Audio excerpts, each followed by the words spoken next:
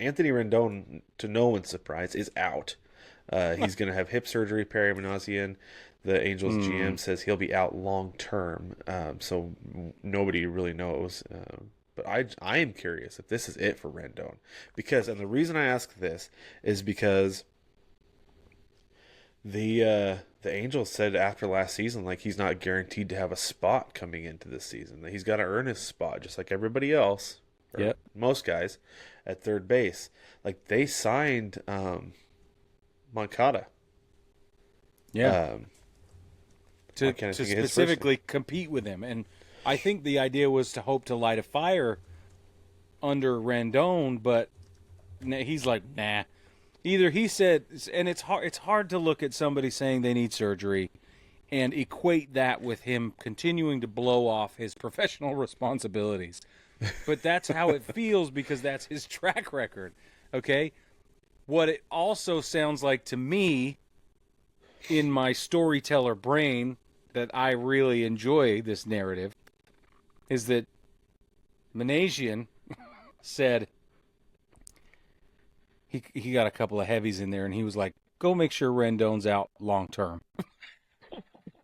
I don't want to deal with it anymore.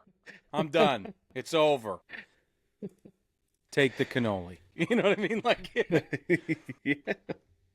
That's what my storyteller brain did. I don't actually, first of all, I don't actually think any of that happened.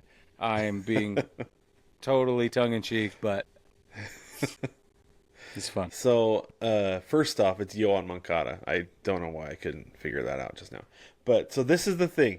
Think about this, Brig, is that the Angels only have 2 years left on that monster deal. And Rendon is owed $38.5 million this year and next year, and then they are done with it. At what point do you just say, you know what? Dig it and go. I think that's happening whether they have to say it out loud or not. It doesn't matter. He's out. Well, they're gonna have to make it official at some point.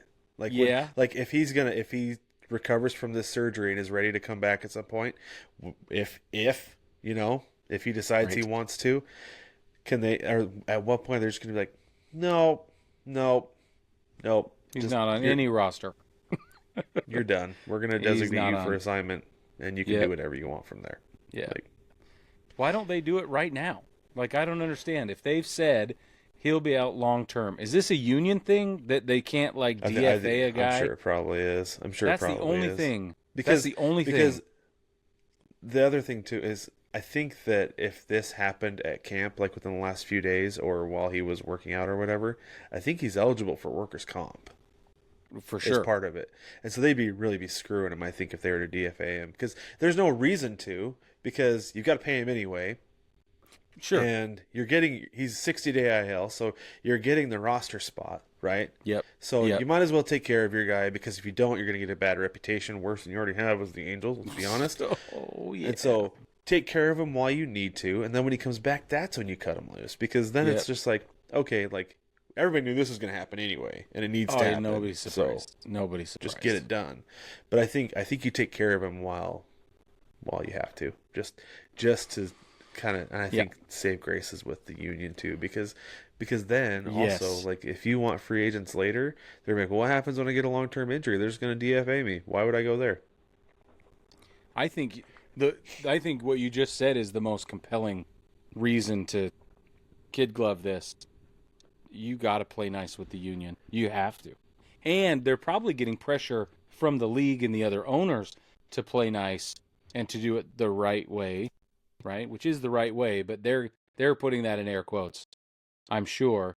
But to do it this way, because the CBA will eventually get, renegotiated once again, and everything, we've seen it before, everything's on the table. Nothing is safe. So you got to play nice. I like that.